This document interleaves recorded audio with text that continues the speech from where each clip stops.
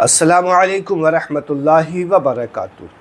دوستو، اللہ تبارک و تعالی کا احسان عظیم ہے کہ اس نے ہمیں پیارے نبی صلی اللہ تعالی علیہ وسلم کے امت میں پیدا فرمایا۔ آپ اندازہ لگا سکتے ہیں کہ اس امت میں پیدا ہونے کے لیے حضرت عیسیٰ علیہ السلام جیسے جلیل القدر نبی دعائیں کرتے ہوں، اور بغیر دعا کے اللہ نے ہمیں اس امت میں پیدا کر دیا۔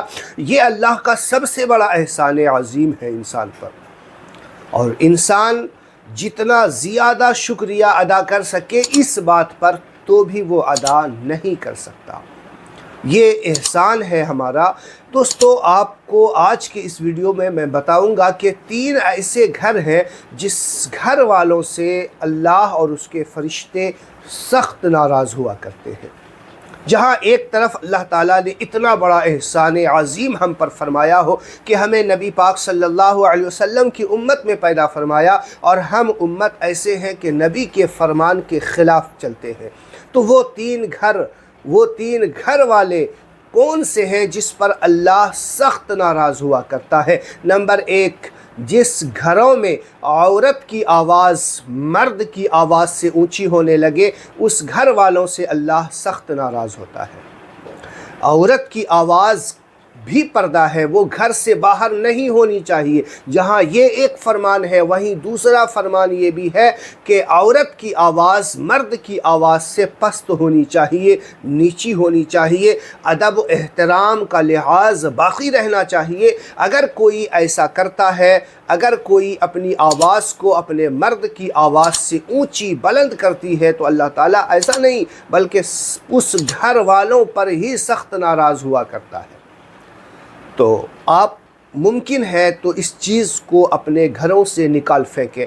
اگر آپ چاہتے ہیں کہ آپ کے گھروں میں اللہ کی رحمتیں اور اللہ کی برکتیں نازل ہو، تو ان چیزوں کا خیال بے حد ضروری رکھنا ہے کہ جس گھر میں ادب احترام کا خیال نہیں رکھا جاتا، جس گھر میں بڑے کو چھوٹوں پہ شفقت کرنا نہیں آتا، جس گھر میں چھوٹوں کو بڑوں کا ادب کرنا نہیں آتا، تو پھر اس گھروں میں رحمتوں کا نزول نہیں ہوا کرتا۔ نمبر 1 تو آپ کو بتا دیا۔ نمبر 2، جس گھر میں مال حرام آتا ہو، کسی کا دبایا ہوا پیسہ آتا ہو، کسی کا ہڑپ کیا ہوا مال آتا ہو، جس گھر میں آپ یوں سمجھ لیجئے کہ سود کا مال ہو یا کسی بھی طریقے سے مال حرام آتا ہو اور اس گھر والے مال حرام کھاتے ہوں، تو آپ یاد رکھنا کہ نہ اس کی تہجد قبول ہوگی، نہ اس کی نمازیں قبول ہوں گی، نہ اس کی دعائیں قبول ہوں گی، اس کے گھروں میں رحمت کے فرشتے داخل نہیں ہوں گے،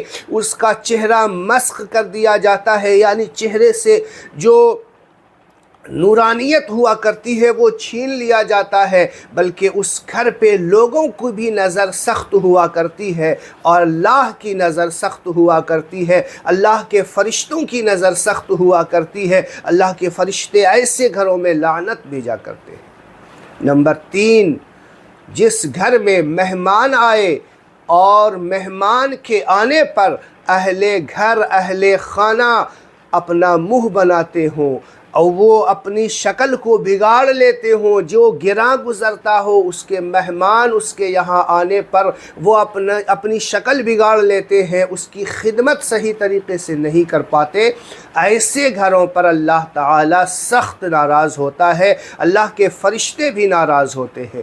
تو امید ہے یہ 3 چیز جو آپ کو میں نے بتائی، ان چیزوں سے اگر ہمارے گھروں میں پائی جاتی ہے فوراً نکال پھینکیں، اور اپنے گھروں میں اللہ کی رحمتوں کا نزول چاہتے ہیں تو ان چیزوں سے توبہ کریں۔